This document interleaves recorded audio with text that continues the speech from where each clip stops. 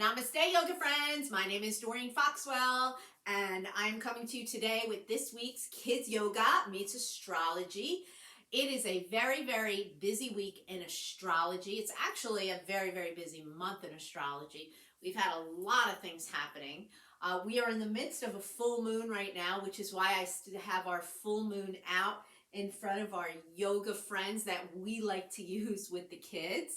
And we also have some of our favorite full moon or moon type books that we like to refer to. Moonology is one of them, and we have even a Moonology diary of our own or journal that we like to use. We have Moonology cards that tell you all about the moon, the phases of the moon, what phase you might be in, and some qualities about it. So we just love having these type of tools to be able to refer to help us and to help your children. So a full moon, which we're in the midst of today, hit last night, going to be very bright tonight. Full moons are the times that your children should release any built up feelings or emotions that they need to get rid of. If they are angry or upset, things haven't been working out with a friend or something with school, this is the time they need to release that. It also happens to be a really good time to release any of their behaviors that might not be working for them anymore. Like some children might have tantrums, and that doesn't work for many parents. Some children might be very, very bossy of their siblings, and that doesn't always serve them well. This is the type of behaviors and things and actions that children should be made aware of, that as they become adults, they really can't use those behaviors. So now's a good time to practice releasing them to the full moon.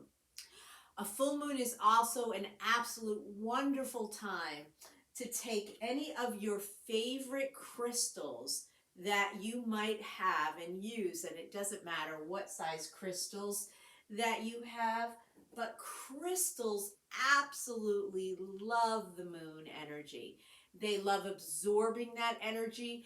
It does something called charging them, which helps to activate them and make them even stronger for use. And every crystal has a different healing quality or ability. And so the full moon is a great time to put them either outside in the moonlight if you can. If you can't, you put them in a windowsill where the moon is going to shine down on them. And so charging your crystals is another great thing to do on a full moon. Lastly, today is the day that the moon is changing its nodes, it's called. There's something with the moon, the axle that the moon is on, that is called the north node and the south node. And the north node and the south node have to do with the direction that we are going in and the past that we are leaving behind. And today is the day that we are leaving behind the nodes that we were in for almost 2 years of Gemini and Sagittarius, I believe.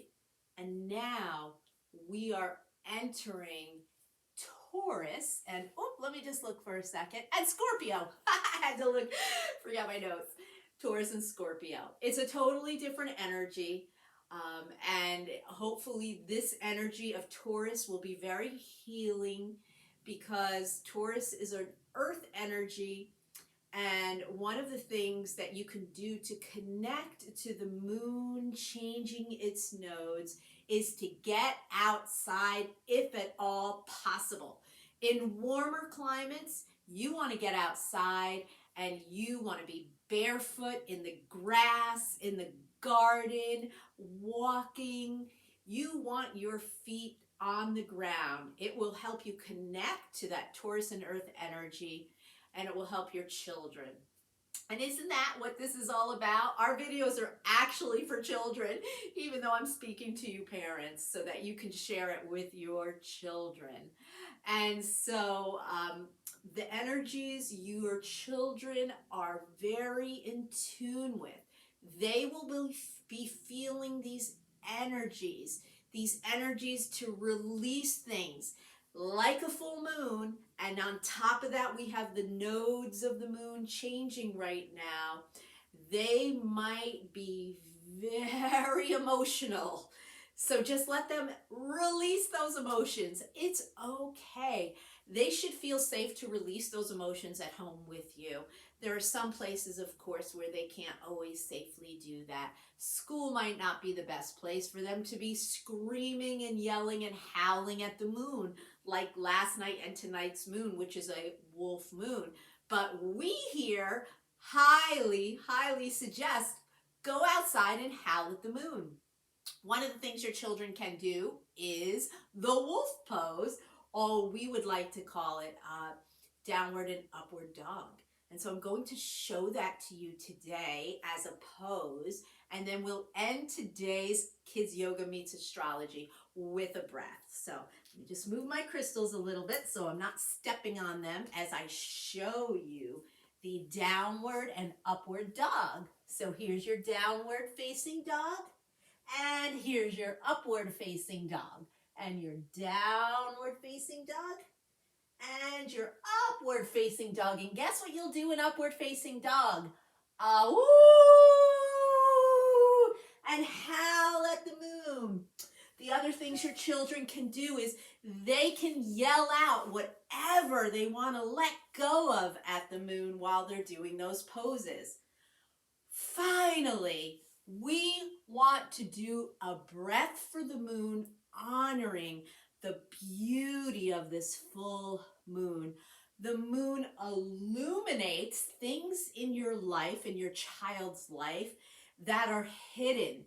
It brings to the surface, lights up those things, those qualities, those behaviors that they might not want to always show. So let's do a moon breath. We're going to take our hands all the way up as we inhale to the beautiful sun that is lighting up the moon.